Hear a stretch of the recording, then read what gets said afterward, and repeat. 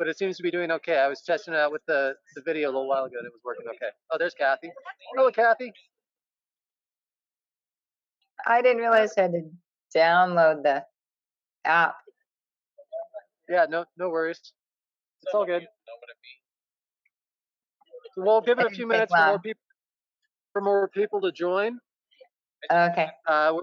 This is the first time that we're doing it at a off-site location instead of exclusively virtually, just because it's such a beautiful day. I was wondering So about that. It's like, who's going to come inside on a beautiful day? so we opened this up at a little outdoor tap house here in Klamath called the Falls Tap Oh, I House, wish I were there. right next Yeah. to the Oregon Tech campus. And we'll see Are you who are you wants. listening to the ducks? Uh, I'm sorry, what?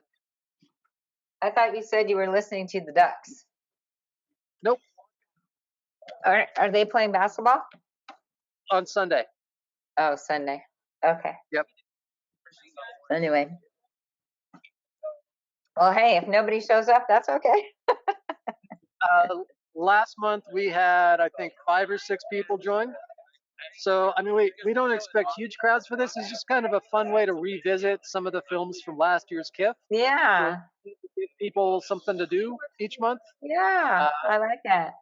Something for our membership, and just to kind of reconnect with some of our filmmakers and remind people about this year's film festival. So Right. Which you haven't, you're not accepting we are. submissions yet, right?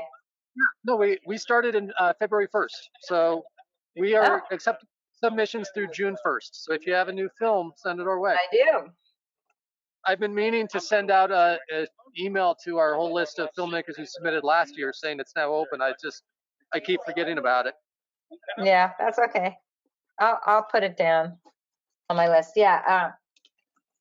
It's a film that actually already won Best Documentary and Best Small Film Festival in Reading. That was for like the state of Jefferson. It's about food insecurity and the response of our local organization called Rogue Valley Farm to School to get food to food insecure families through the schools. So it's a good topic. Nice. And it has some of my more creative filmmaking things in it because I was working with a friend and we did some stop motion time lapse and some slow-mo, and so it was fun to make. Cool. Yeah. This is Curtis, by the way. Curtis is our board chair. Hi, Curtis. Hi. Did you see the Kathy's film at the film fest? I did. Did you miss that one? Okay. Yeah, that film has been a lot of fun too. It just was in McMinnville and it won the best environmental film. Congrats. People seem to like it. Where's your big giant toilet that you can show off? Oh, you know what? I have a tiny place, so it's over at my editor's. Oh, okay. Yeah, she loves it. She put a little owl in it, and then actually for a while there was a conversation about putting it up in Mount Shasta at the actually at the toilet and have it be a birdhouse. And we would have put on it, award for the film. Anyway, that is probably not going to happen, but it was kind of a fun idea. The Woodcrafters, everyone loved that whole trophy thing so much last year. We're going to keep doing that, but I do need to give them restrictions on scale because yours was pretty ridiculous as far as trying to ship that thing out. Thank you. I was just maybe going to comment on that because I mean, I've gotten the one from Ashland Independent Film Festival is pretty big too, actually, but it's still more shuffleable than that one was. Best way to put it. Well, and who else can get a toilet as an award? I mean, come on, that's exactly. I would have liked it about 1/3 the size. Then I would have put it on a shelf. But I honestly, we had so much fun with it, I had Good. it, but I had to have it like on my coffee table, right? Because I just didn't have any surfaces in the They house. for some of the films they made multiple trophies because the idea was basically that they'd split it up amongst their membership and everyone could do a trophy. And some people picked the same film, and so we ended up with 2 or 3 trophies for a couple of films. And I had Oh, the nice. filmmaker come back to me afterwards say, "Can I get some of the other trophies too?" They're like, "No, we gave those back to the carvers for the ones that didn't get picked." So, Now I invited I don't know there's someone else coming on virtually. It could be Pat. I reminded Pat we've to get blasted this on. out to our membership. There's been articles in the newspaper. Yep, that is But Pat. it's such a nice day at the same time too. I totally Yeah, get it if we're just like I yeah. just So gonna it looks. decide. Hi, Pat. There, that's Kurt.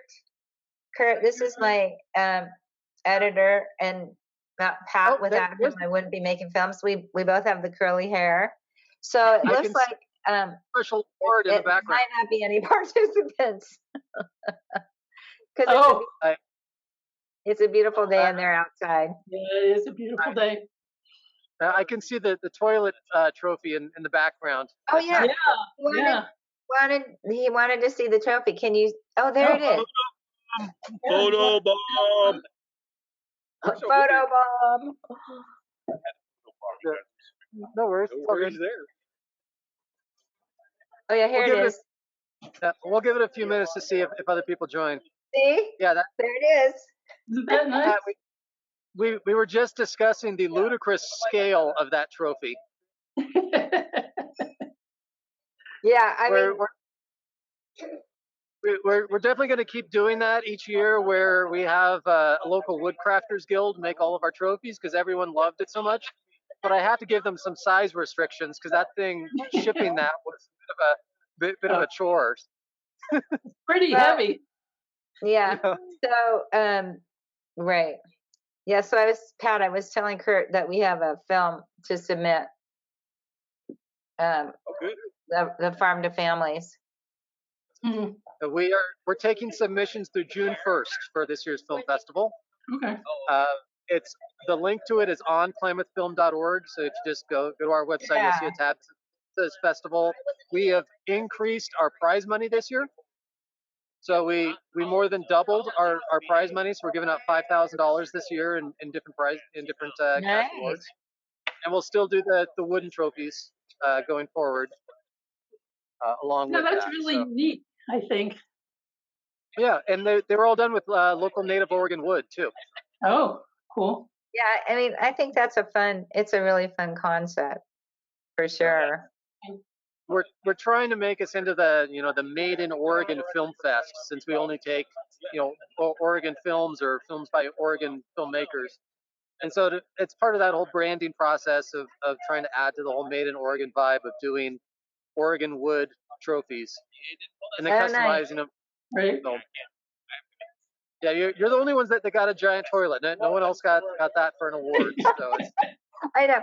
I was telling Kurt we had a lot of fun with it here, but it was basically on it wasn't really the coffee table, it was a sofa table. So it was the first thing people saw when they walked in.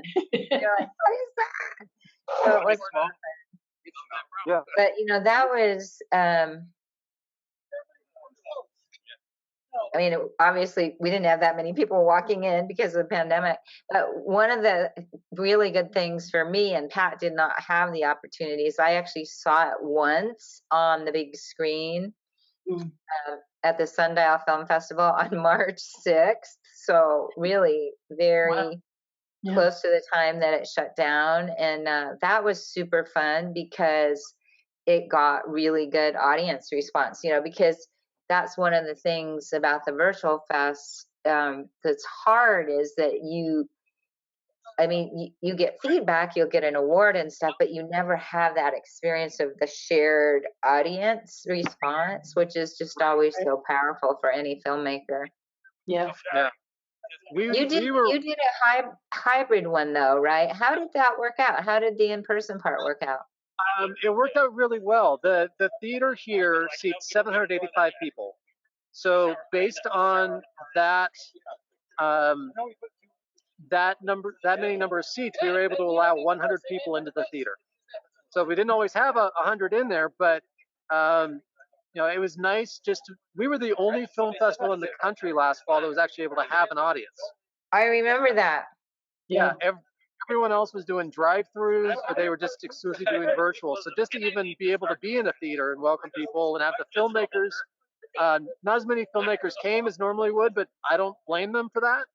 I totally get it. People who didn't want to travel during the pandemic. So what we did instead was we did video calls like this, and then projected those onto the big screen, and that's nice. put Yeah. microphones in the crowd as well, so that people in attendance could ask questions. There's also a chat room for the people watching online, because we were live streaming all of it, that could ask questions.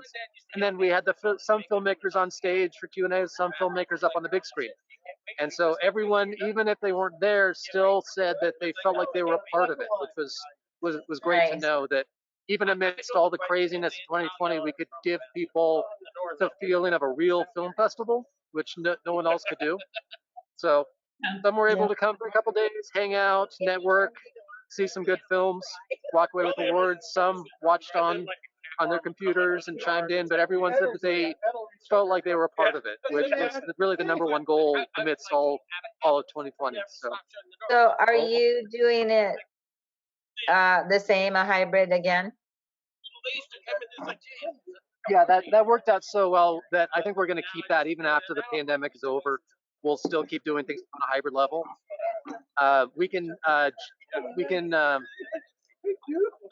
We can restrict viewership on the online side to Oregon only, or to specific time zones. If filmmakers are like, if they're in middle of negotiations for something, we can say, okay, well, we won't blast it out nationwide. It'll only be for like people in Klamath County or just in Oregon or something like that, and they can use that as a bargaining chip.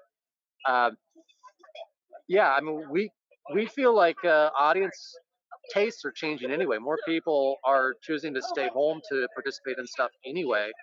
The pandemic's gone on so long. At this point, it's just like, if there's that virtual option, people are more comfortable with it. So I'm working with the theater here on a giant grant to put in a permanent live streaming rig there, because they recognize that going forward, they're probably not going to sell out 785 seats anymore, but they can pick up an extra $1,000 or so in ticket sales of people watching virtually, and get people who wouldn't drive to Klamath Falls. We've had people from all over the world watch events from our theater in Klamath Falls, because I've been doing so many live streams there over the last few months. So that's great. The benefit of so this. What are you describing? A life? I don't quite understand what you're describing. So we're working on a grant to be able to buy a live stream rig that'll be permanently installed. Live stream rig. Got it. Yeah. Live stream. Okay, I didn't understand live stream. With PTZ cameras, so that one person can operate all of it remotely. I wouldn't even actually have to be at the theater. I could run a live stream. I could do it from my living room through an iPad, controlling all the cameras, totally movable, and then live streaming out the entire thing behind a paywall. So, we've done, in the time since the film festival, we've done concerts, we've done community theater, we've done some community events, and it's not. There's no such thing as selling out the house when you're doing it virtual. So we just did a Klamath Symphony Orchestra concert a couple weeks ago. They sold an extra $1,000 in tickets of just on the virtual side. So they see the benefit of being able to do live streaming stuff. If we get a permanent rig there, it makes life easy on me, where I'm not dragging all of my equipment to and from the theater every single time. So, and they'll be able to record. That sounds creative. Yeah, that sounds creative. So this time, well, I would say,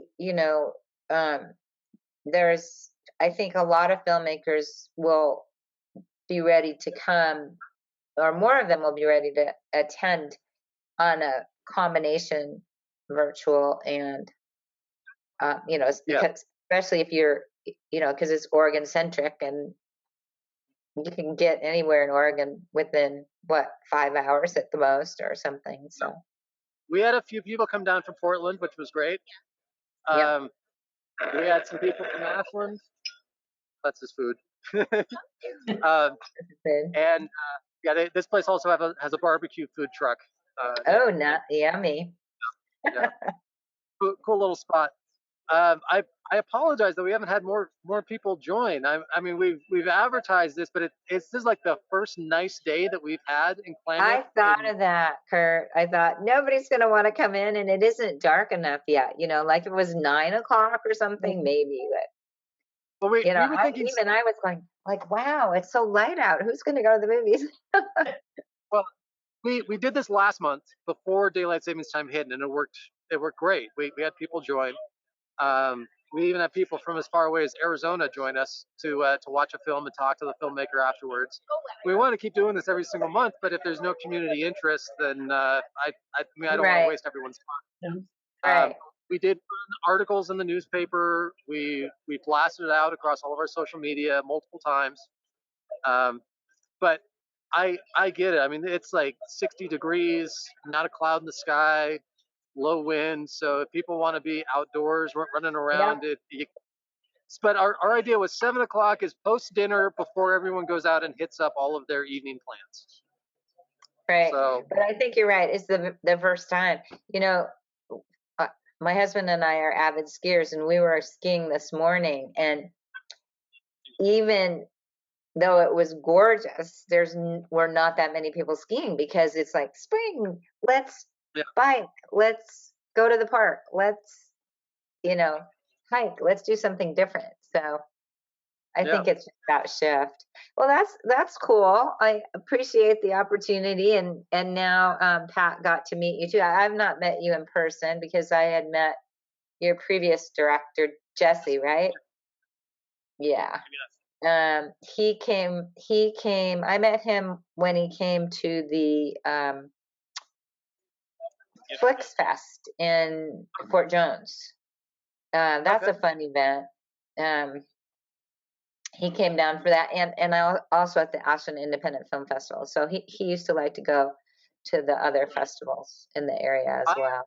I've not had the chance to travel to a single film fest yet in my role as executive director. I had my bags packed and I was going out the door last year to drive to Portland for Portland International Film Fest when I got a text saying that they had just canceled the remainder of the event. Right. So, and there hasn't been anything to it except us. So, I mean, I was going to be there regardless. Yeah. Well, I hope someday soon we'll be able to all get together again. Yeah. Yeah. Well, it looks like we're not going to get any other people to join, and I'm sorry about that, Kathy. We had people to join last time. Shall we still watch the film, or do we just want to talk about it? Well, you guys have both seen it. Yeah, I mean, We've seen it. Enjoyed it. Yeah, I've seen it. We had fun making it. We had fun. I had a lot of fun making it going back to Mount Shasta, and Pat had fun putting it together with me, and yeah, and I'm glad it's had quite a round. The McMinnville Film Festival was just this month in March, mid-March, and so it's had a good run. Basically a whole year. Curtis was asking where the idea for the film came from. So I was standing in line with two friends, Ashland Film Festival, and I said, I want to make a film about the mountains. And after all, I lived in Mount Shasta for 18 years. I'm Swiss. I love the mountains. So my girlfriend says, well, you should make a film about the composting toilet on Mount Shasta because it's the highest toilet in the country. Well, it turns out it's not the highest toilet in the country, but it's the highest working toilet in the country. So I'd never really thought about making a film about a composting toilet, right? So I told my girlfriends, it has to have the right name. If a name comes to me, I will make this film. And then I woke up the next morning and it was Way to Go. So there you go. And that's how it started. How long did it take to make? How long did it take to make? We had I had 3 shoots on the mountain with I hired a film crew because I didn't want to lug it up. Of actually, I call them kids. They were kids. The one owner, I had known him since he was a little kid, and he is now in his 30s. And he owns Pusher. It's called Pusher, a video production company in Dunsmuir. So I hired the guys. So we shot with them actually, I think it was only 2 times. And then on the mountain, and then I did another shoot with them for audio, so 3 times. And then one of the most fun things for me was getting the footage, the pictures of, oh gosh, what is his name? The photographer that documented every single one of his climbs on Mount Shasta, Edward Stool. Just think about that. He lugged up, the old timey cameras and took pictures. And so I had a lot of fun connecting with the archival people at Chico State in California, where they had all the pictures. And so I had to negotiate with them about using them for the film. And they were fun guys. And then we were also lucky enough to get cell phone footage from the people maintaining the toilet. Right. And that was an important part of the film. Right. And Pat made that cell phone footage look really good. I'm now a fan of inviting people to do, hold your camera this way. And as long as you do landscape, not portrait, right? Yeah. I know people incorporate the portrait, but I personally don't like that look where it's fuzzed out on the side. Yeah. So we had some fun logistical stuff. And then I don't know, how long did it take us to edit it together? Do you remember, Pat? I don't remember. A couple of months. Once we get it going, we work pretty fast. And we generally start editing before everything is shot. So there's a lot of overlap. As it comes in. I would say it took about 6 months, maybe. Maybe. Okay. Altogether. Kind of working on it off and on here and there. So, yeah. Cool. Yeah. Okay. You crowdsource funding to make the movie, or how did you fund the movie? It's called zero sum filmmaking. It's called I have an expensive hobby. Yes. Basically. So I think that would be definitely some cost there. Yeah, I have a retirement fund that I just funnel in as my filmmaking fund. And, I don't pay myself, and I often shoot a lot myself. So I pay my wonderful support teams when I need them, like Pat, and sometimes Pat's become quite an audio engineer too. And I used to also pay an audio engineer. My son's an audio engineer. I'll send him stuff. I'll do it for free. and because, and a lot of people, and I choose friends that know me and know what I'm doing to provide music. Like all that music came from Mount Shasta people. Oh, cool. And so some of it was donated and some of it was just, how about giving me a small donation?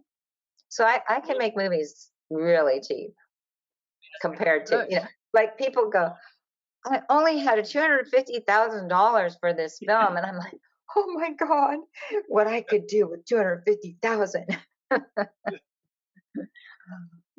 I don't think I've ever spent $10,000 on a film.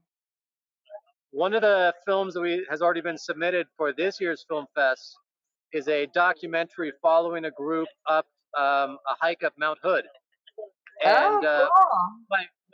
I mean, it's a beautifully shot film, but the entire time that I was, going through it, to get a screening it to get a sense of what our submissions are. My thought the entire time was, would I ever want to take my camera mountain climbing in those conditions all the way up to the summit? No, thank you. I've spent too much money on that stuff. Maybe they used That's where I rental spend equipment. Yeah. I mean, I'm sure that they put GoPros on a few of the climbers and just kind of shot it that way, but it looks like it's high end, nicely shot, expensive cinema lenses. I'm like, why are you taking that up to 12,000 feet or whatever the mountain is? A precarious path that people have died on every single year. So Yeah, that's actually where I can spend money is on gear. But I go for, man, I used to have a big old Canon camera and lots of glass, as my friends would say. Now I'm shooting with the GH5 and mirrorless, and I love it. It's compact. It goes everywhere. And we've been shooting in 4K, and so as a solo shooter, it also offers, like paddle. She'll be like, "Oh yeah, it's 4K. Let's go in." So you can get that look of, you can get a wide shot, medium, and a close up all with your same footage, which is really nice.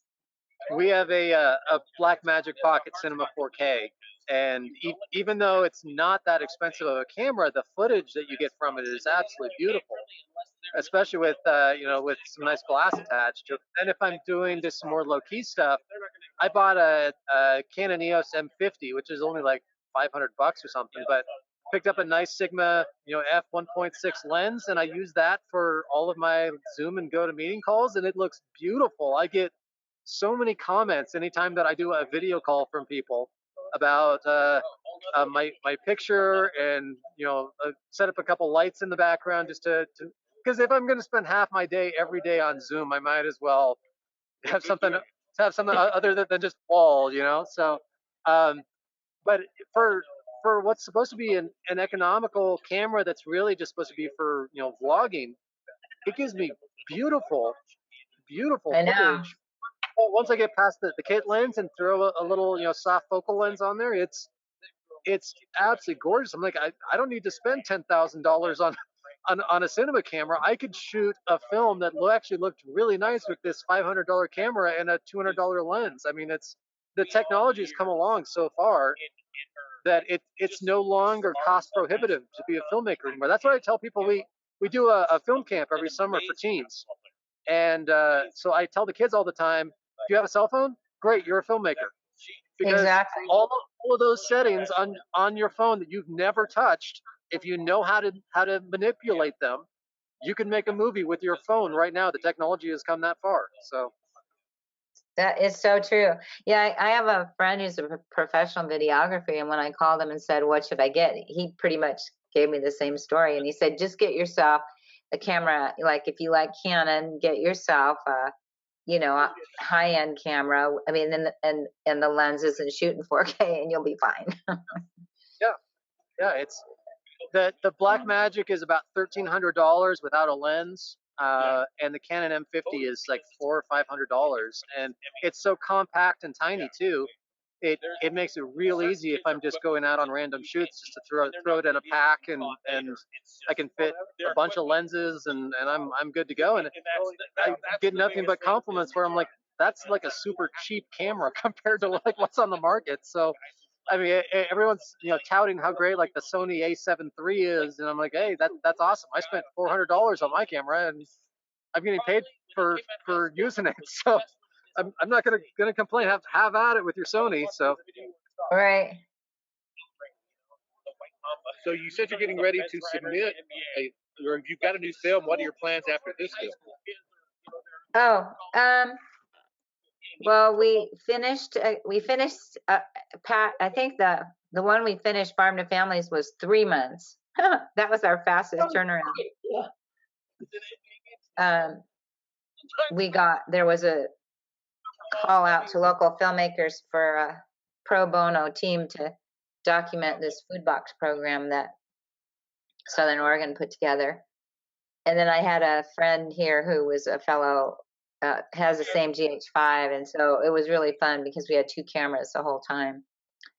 Really helped in terms of getting a lot of footage. But I'm in the middle of 3 projects right now, huh, Pat? Or we're filmed filmed interviews with 4 different people in the fire aftermath. Okay. I have a friend who did a poem about finches, so I'm working on getting shots of finches. But I am getting a telephoto lens for my camera, my first indulgence in a lens, because I'd like to take some wildlife shots anyway. And then I'm starting on a project that I've had close to my heart for a really long time about, I'll just say it's about babies, because I was a pediatric physical therapist. So I'm giving it a particular slant. So I never am out of ideas. It's a lot of fun. Just whatever crosses my consciousness and gets me excited, take the camera out. And well, our festival's every year, of course, and we take films from February 1st to June 1st. So we'll see if we can get a trophy even weirder than a toilet for you this time around. Okay, if you like my film and it does get an award, you know what I want it to be? Kale. It has to be kale, because this film features kale. Chard. Oh, sorry. I always say kale. It features chard. I don't have any input with the Woodcrafters Guild. Basically, once we know what the awards, what our winning films are, which is usually about early to mid-August, once I get all of the ratings back from our judges, I show the Woodcrafters the trailers or snippets of the films, and then sit back, and a month later I get a big box from them saying it's ready to pick up, and that's a fun day.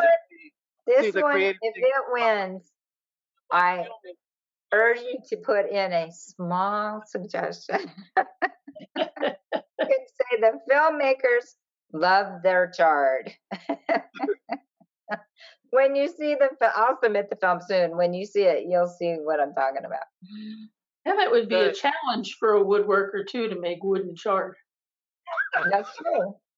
They came up with some pretty amazing stuff last year. Aside from your toilet, we had one of our winning films was a zombie and Frankenstein film as puppets, and so they made a spinal cord with a skull with a chunk missing from where it had been bitten off, and the filmmaker loved it.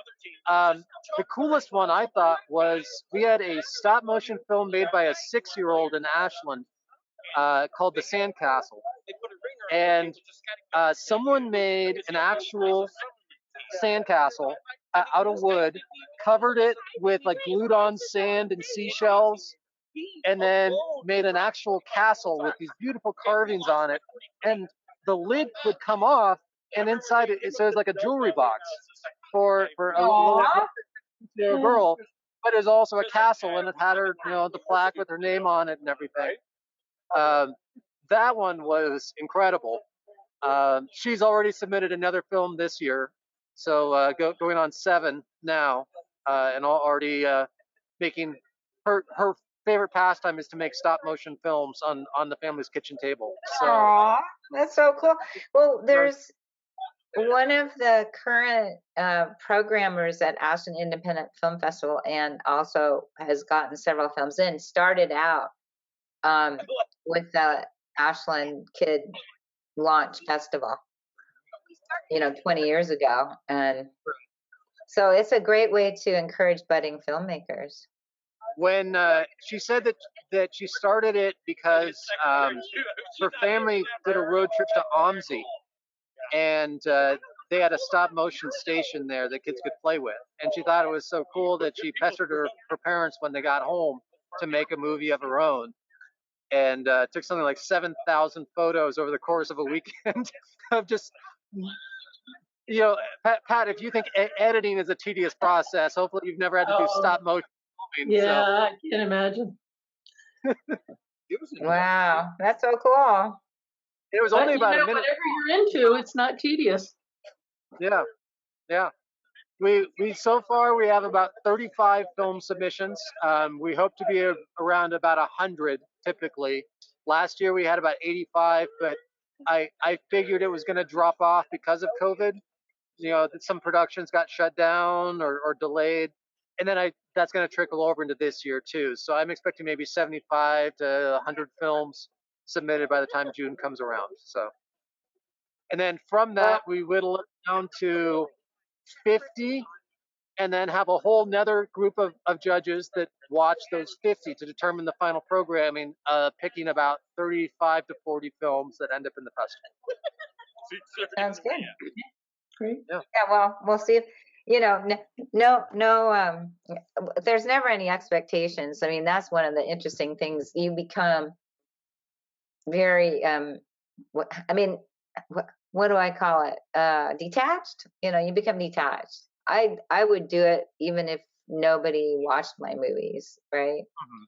It's just so much fun. So for me, getting into a film festival is icing on the cake. And then, some films like this one has been really popular and gotten awards, and yet there's still plenty of film festivals that said no. So Yeah, um, it was really interesting to listen to all of our judges, because we had 3 different tiers of judges, right? We had our initial sweep that watched everything that got submitted, a whole second group that then watched the most, the lowest rated ones out of that initial sweep got cut, and then a whole second group watched to determine the selections, and then a much smaller group that have Hollywood ties I recruited to be our awards judges. So they then watched everything, and that determined our awards. So 3 different groups of judges. Each one had different opinions based on um, entertainment value, technical quality, overall film presentation, and then with not so much with our awards judges, because I hit up people in LA for that, but um, our local judges were saying it's a good film, but I don't think it would fit well with our audience in Klamath. So that's why I rated it lower. And oh, so with a lot of film festivals, if they have a specific theme, it may be that there's nothing wrong with the film, but maybe it's just that the demographic doesn't. People think that people here wouldn't like it because of if it's something like super artsy and abstract, like it might go over people's heads in some areas, whereas in other places they really love that kind of film. good Um, point. yeah, so I think that's where it comes into play a lot, where films get added or cut, out of the submissions, is as much as knowing what the audience wants, as it is, overall quality Right. of making. So Right. Well, we had one of our favorite films. I think Pat, I'm speaking for you too. Was a film I did with a year with sheep called Sheep Seasons. That film was so much fun to do. I mean, literally, I got to spend a year with sheep. But And it was fun to edit. yeah, it was really fun. It was fun to edit, and we just had a blast with that film.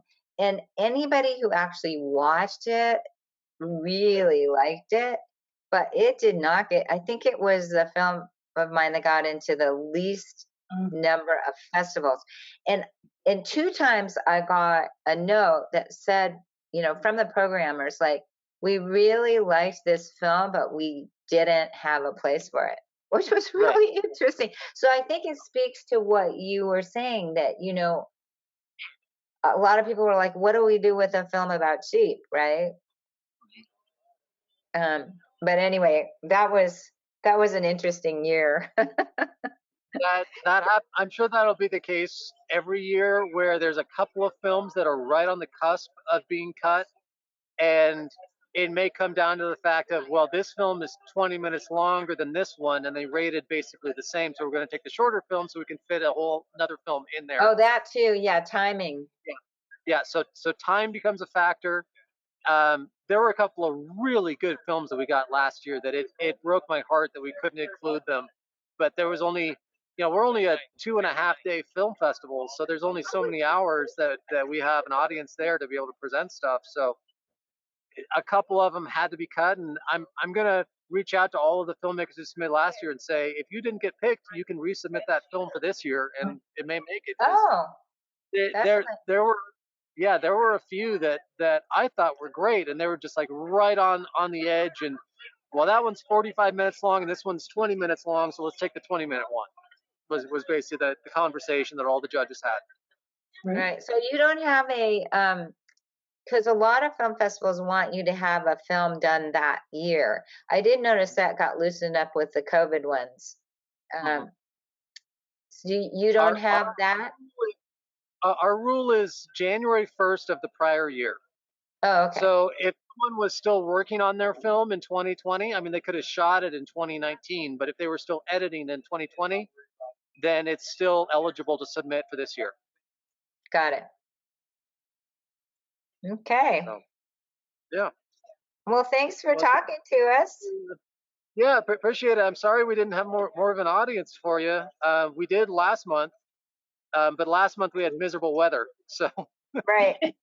No, I'm glad you guys got good weather, and it was fun chatting with you. It was fun to get a background a little bit on the festival. Yeah. Glad we could help. Be sure to submit your stuff. Every filmmaker can submit 2 films a year. So Okay. if you have 2 films that have been shot from January 1st, 2020 or later,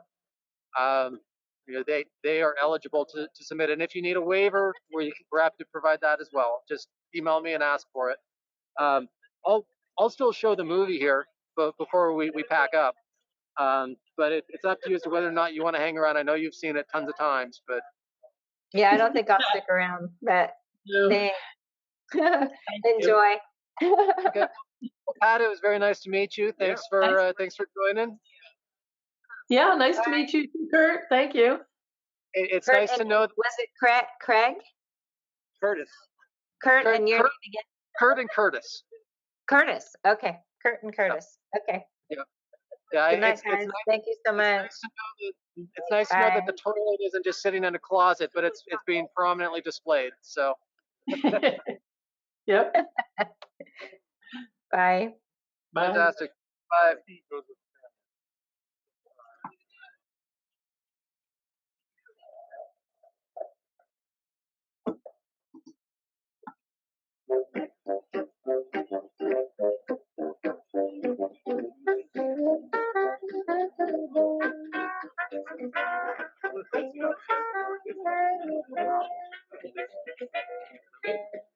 Well, I mean, if you tend to like ready.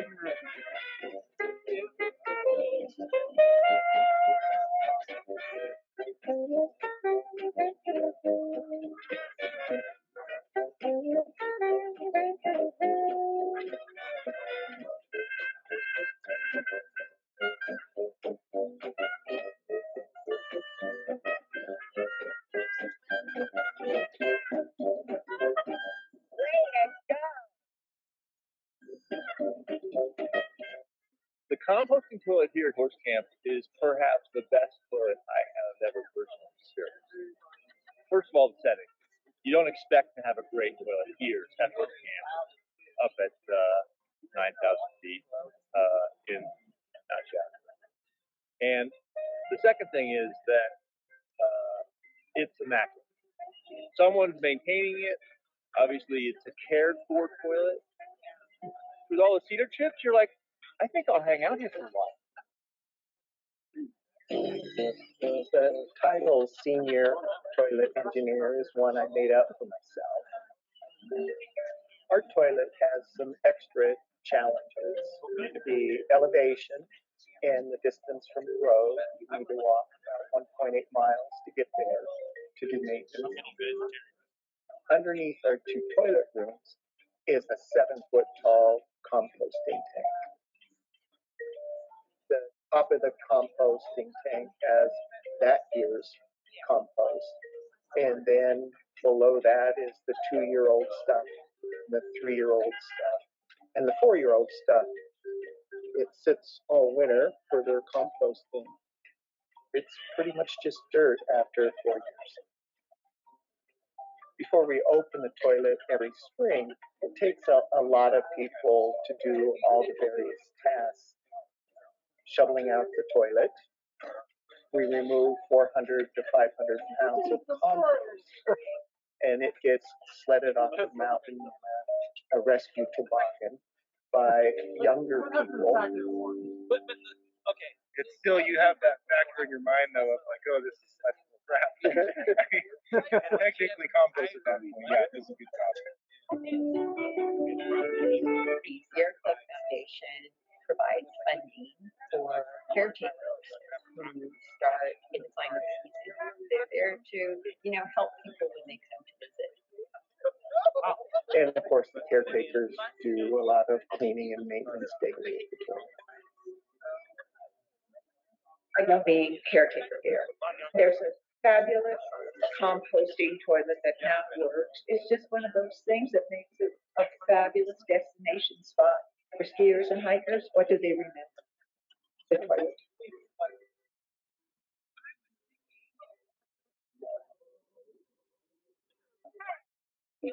I climbed last year for Breast Cancer Prevention Partners. Last year we did not use a compost toilet, and we had to use the little bags and carry the waste out, which I'm a firm believer in. I have to admit, we all got very excited when we were told we were camping next to the compost toilet because having a facility and the porcelain god is just such a wonderful gift. While I'm traveling, every chance I get, I visit composting toilets, and this has got to be one of the best maintained toilets anywhere. The toilet sits on land that was originally purchased by the Sierra Club of California in 1921. The 720 acres is surrounded by Forest Service lands and a wilderness area on Mount Shasta. A year later, the Mount Shasta Rest House was built out of local stone and wood. The cabin is on the site of Justin Sisson's horse camp, which got its name from the horse travelers who came up from town before attempting to climb Mount Shasta. Folks were lured to the mountain by its beauty and challenges. They've been greeted by custodians at the cabin since 1924. Up to this day, the foundation provides for caretakers that share information with visitors and travelers who come up. As climbing Mount Shasta became even more popular, human waste was a huge problem for both the Forest Service and the Sierra Club Foundation. In the 50s, a pit toilet was built, and this transitioned to a solar composting toilet in 1992. Approximately 2,000 pounds of material was brought to the site by wheel cart, backpack, on foot, and by helicopter. Because of the accumulation of human waste over the entire mountain, in the 90s, the Forest Service also transitioned to a pack-out program. But if we did this at the Sierra Club Foundation for the last 25 years has sponsored an environmental ed program that includes field trips by the local and regional fifth grade classes. They teach the kids an environmental ethic, leave no trace, and how to responsibly take care of their trash and human waste. Imagine thousands of people using the mountains, and things don't break down without our environment. So if they have to build a mountain, that would be pretty disgusting, wouldn't it? When they get the permit, the Forest Service asks them, please take these with you. This is a target. So this is something you put on the ground. It says you can put snow or rocks to anchor it. You do your thing, right? And you close it up, put it in your pack. You dispose of it when you get to Bunny Flat because there's a big bin there that says human waste disposal. So what people I know do, they carry around their own packages and dispose of it on your own when you're in a place like this. All right, so back to the composting toilet. When you get there, there are going to be 2 stalls. So you knock on the door first, and make sure nobody's in there because they might have forgotten to lock the door. There's a lock on there. I'm going to use the composting toilet because it's better than most toilets, and I think it's going to be cool. Well, I learned that it helps nature, and it's good for the environment, and it's a lot different from most toilets.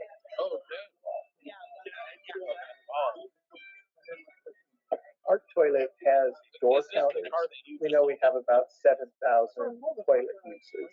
That's quite a lot in a short period of time for a composting toilet, but it handles it well.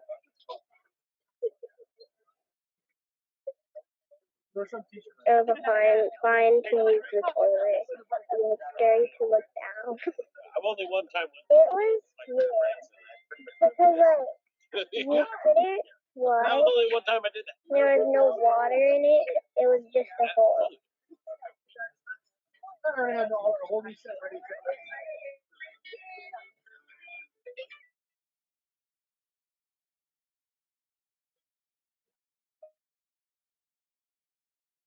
Next time we'll play.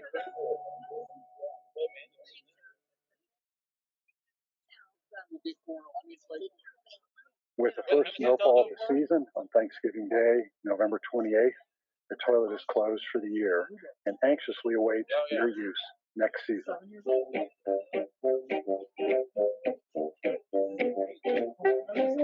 need to go pick up those 45 too. So how about bringing them? I'm also doing some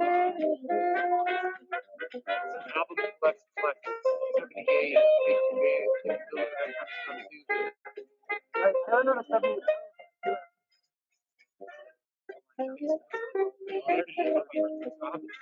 That